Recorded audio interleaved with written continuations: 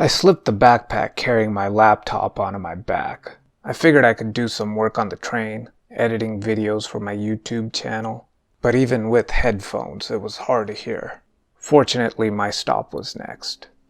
I got off the F train at 2nd Ave. It was my cheat day and I'd earned me a Reuben at Katz's. As much as I hated my brutal workouts, the part I loved about bulking was the eating.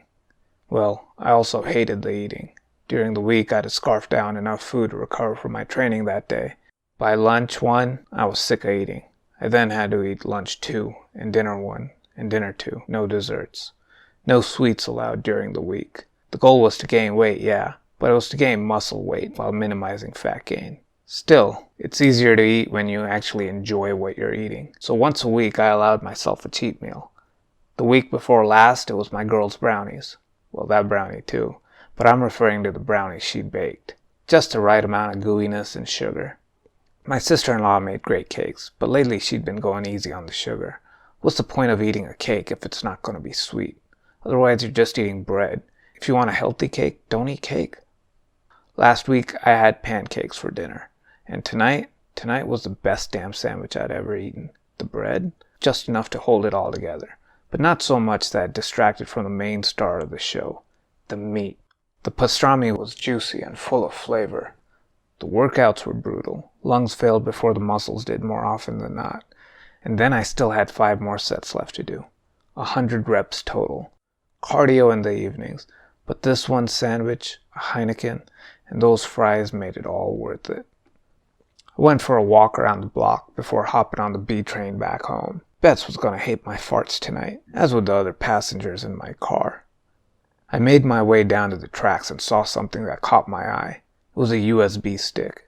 Not just any USB stick, but a Kingston 1TB solid state stick. You could beat the hell out of it and it would still work. Plus, 1 terabyte of storage is no joke. It meant I'd be able to get rid of this laptop and hard drive setup.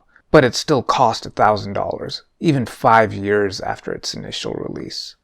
Foot traffic was lighter than usual, and I still had 15 minutes before my train arrived.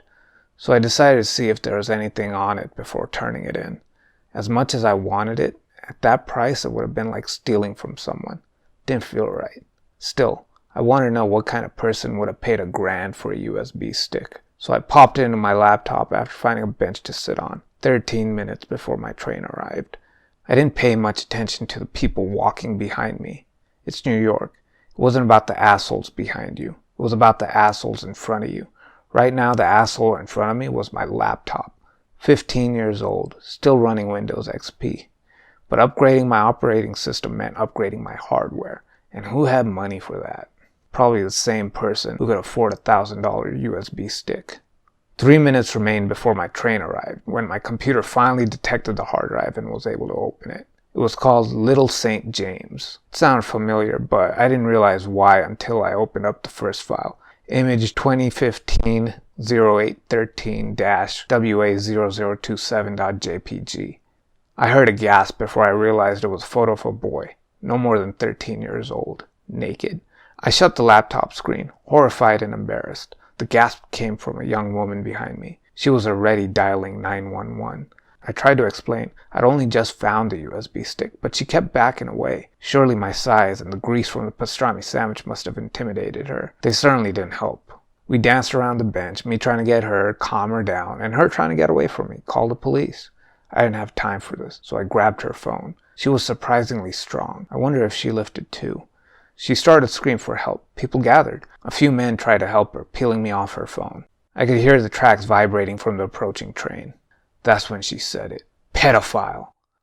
I let the phone go to explain to them it was all a misunderstanding. I was no pedophile. That's when they gasped. When I let go of the phone, the young woman had flown backwards, off the platform, and into the path of the oncoming B train. Don't forget to share this story and make sure to subscribe to our channel so you don't miss any new stories. We won't disappoint.